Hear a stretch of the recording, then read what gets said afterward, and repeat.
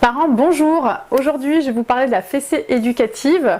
Moi, la première, il y a au moins 15 ans, je pensais que c'était intéressant. Voilà, un petit coup sur les fesses et ça réglait tous les problèmes éducatifs. Et je me suis documentée, je me suis formée à la profession d'éducatrice spécialisée.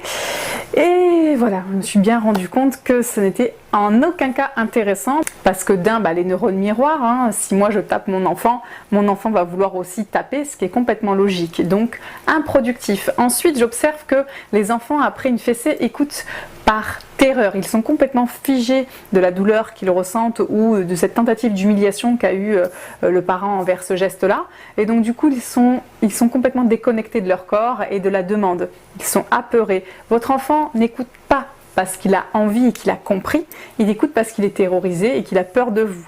Et là je me suis dit, moi dans mon éducation ça peut pas coller ça, je veux pas que les enfants ils aient peur, je veux qu'ils comprennent pourquoi je dis non. Et donc ça demande du temps, de l'énergie, mais ça porte ses fruits puisque du coup il n'y a pas de surenchère à la violence. Ça je pense que c'est très important de pouvoir se dire que aussi les enfants ont leur cerveau qui finit de se construire à 25 ans, donc je me dis bien que c'est pas en tapant un enfant de 2, 3, 4 ans 5-10 ans qu'ils vont vraiment intégrer l'information que je leur donne. Est-ce que vous tapez vos collègues quand ils ne comprennent pas une information? J'imagine que non. Alors pourquoi taper un enfant qui est en pleine construction psychique va se dire ah bah oui c'est exactement ce qu'il me fallait, un bon coup sur le corps, de la violence, de la douleur, et puis j'ai compris tout ce que maman m'a demandé ou papa m'a demandé. Voilà, je pense que ça n'a aucun sens de taper les enfants. Par contre, on nous a élevés comme ça. Moi j'ai reçu quelques fessées et donc du coup on se dit bon j'en suis pas mort. Alors on meurt pas d'un viol, on meurt pas d'une torture, on meurt pas d'un membre amputé, voilà, on meurt pas de plein de choses. Par contre, ça crée des dégâts, des traumas. Et ce que ne savaient pas les générations au-dessus, et c'est pour ça que je les excuse bien évidemment, c'est que ces générations-là n'avaient pas conscience des dégâts et des traumas que ça allait provoquer dans la psyché des enfants. Ça se voit même sur IRM. Il y a certaines zones du cerveau qui ne se développent pas de manière harmonieuse parce que trop de violence, donc voilà, le cerveau s'arrête, se fige et ne se développe pas, donc je trouve ça gravissime. Et je pense que voilà, les générations au-dessus ne savaient pas, donc on ne peut pas les blâmer. Par contre, maintenant nous, notre génération, on sait ce que ça fait sur le cortex, sur le cervelet, sur toutes ces parties du cerveau qui fait que ça n'a aucun sens. En plus, la loi est venue réaffirmer toutes ces informations biologiques et médicales pour signaler carrément que ça n'a aucun sens. En plus, dans les pays du Nord, ils l'ont compris bien avant nous, mais comme beaucoup et tant de choses, que ça avait un impact négatif et anxiogène. On sécrète du cortisol, qui est l'hormone du stress, qui détruit les neurones du cerveau, du cœur et des intestins. Donc voilà, tout ça, ça n'a pas lieu d'être en matière d'éducation. On a besoin d'aider nos enfants à grandir et non pas à les martyriser dans la douleur, la violence.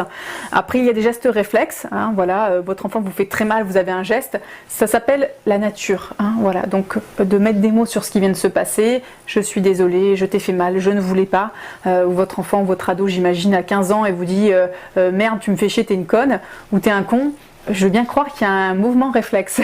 On peut s'arrêter dans le mouvement réflexe et puis on peut aller jusqu'au bout. Mais on a le droit aussi de dire que parce qu'on a reçu aussi des coups, on a des réflexes aussi qui sont engrammés dans notre inconscient et que du coup, voilà, on est maître de nos corps, mais il y a une limite parfois où on ne peut plus être maître, ça j'entends aussi. Par contre, voilà, c'est sur un coup, c'est pas sur 10 coups. Mais bon, après, il y a d'autres paramètres qui s'enchaînent quand justement il y a cet accès de violence. Est-ce qu'on est toujours bien présent dans la réalité? Ça, c'est encore un autre débat.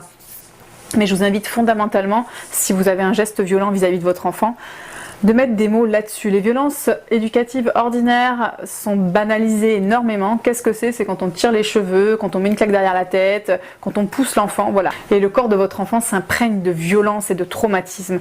Donc je pense que maintenant qu'on sait tout ce que je viens de vous dire, et encore, je n'ai pas développé tous ces points-là, renseignez-vous sur les travaux de Catherine Guéguen, Isabelle Filiosa, qui sont des femmes fascinantes, des professionnelles fascinantes, qui vont vous montrer et vous expliquer comment fonctionne vraiment le cerveau de l'enfant quand il est brutalisé. Je mettrai les liens dans ma vidéo bien évidemment, mais faites l'effort de vous renseigner, vous verrez, vous ne verrez plus vraiment cette fessée éducative comme étant nécessaire puisqu'elle n'est pas éducative. Je vous remercie d'avoir écouté, je vous dis à bientôt, n'hésitez pas à vous abonner à ma chaîne YouTube et à supprimer cette fessée non éducative. Au revoir.